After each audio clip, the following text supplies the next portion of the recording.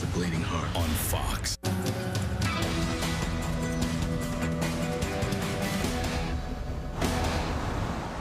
Countless Americans are struggling to find quality, affordable health care coverage on the Obamacare website.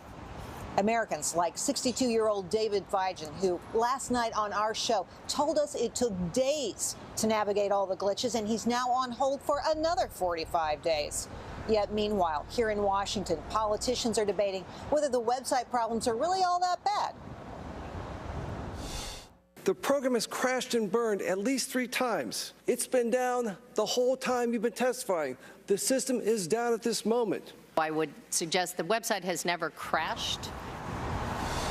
Joining me now, Teresa Payton, former White House Chief Information Officer under President George W. Bush. She was tasked with redesigning the whitehouse.gov website. Teresa, thanks for joining us. Wow, I have to ask you, how in the world can you say that this website has not crashed? Yeah, I think this is very difficult.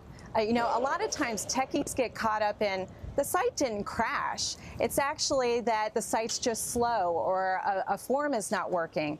And in this case, if you think about it, the customer's king here. And what we learned at the White House is if they came to the site, couldn't get the information they wanted, in their mind, it crashed.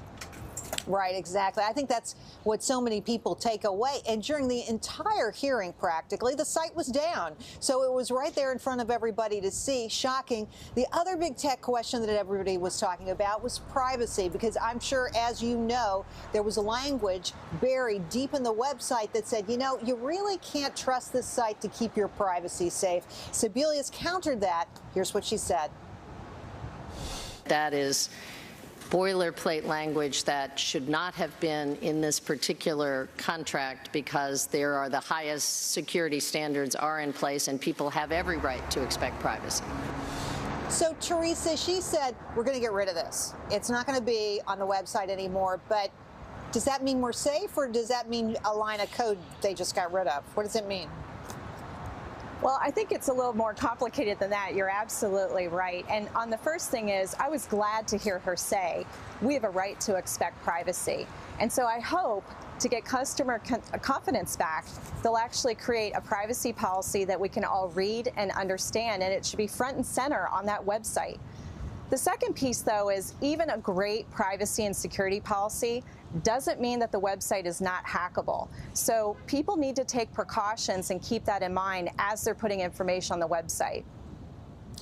Well, Teresa, isn't it true, because I just read this today, that they're having problems with a password reset that is causing an opportunity for hackers out there? And from what I've read in the trades, what they're saying is, you know, it's not unusual that there's a problem. The problem is that they haven't found it yet. And why wasn't it fixed? Why wasn't it fixed immediately? What do you say to that?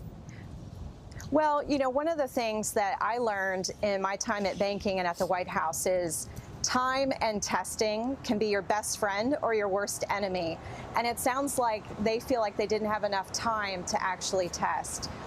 In this situation with the password reset, one of the things that we can't control is some of these bugs in the system. So a piece of advice I have for everybody is there are going to be other bugs. It could put your data at risk.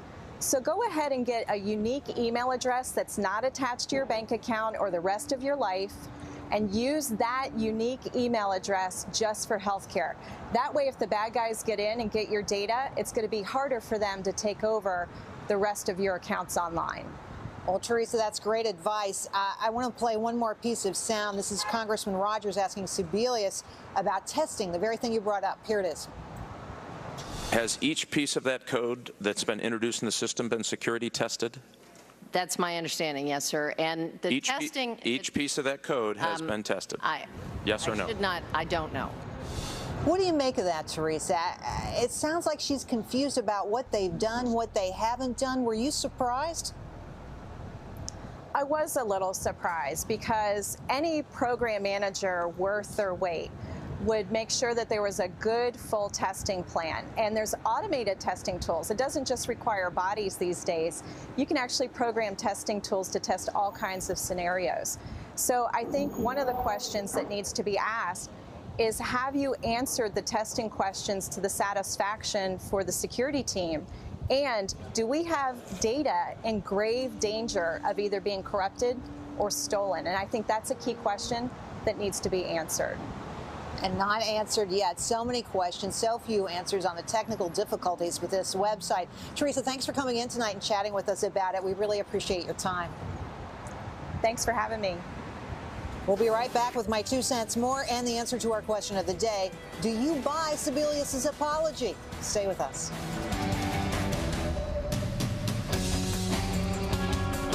Monaco Rare Coins has discovered a hoard of absolutely stunning, original, mint condition Morgan silver dollars. Without question, the most collected United States rare coin in existence.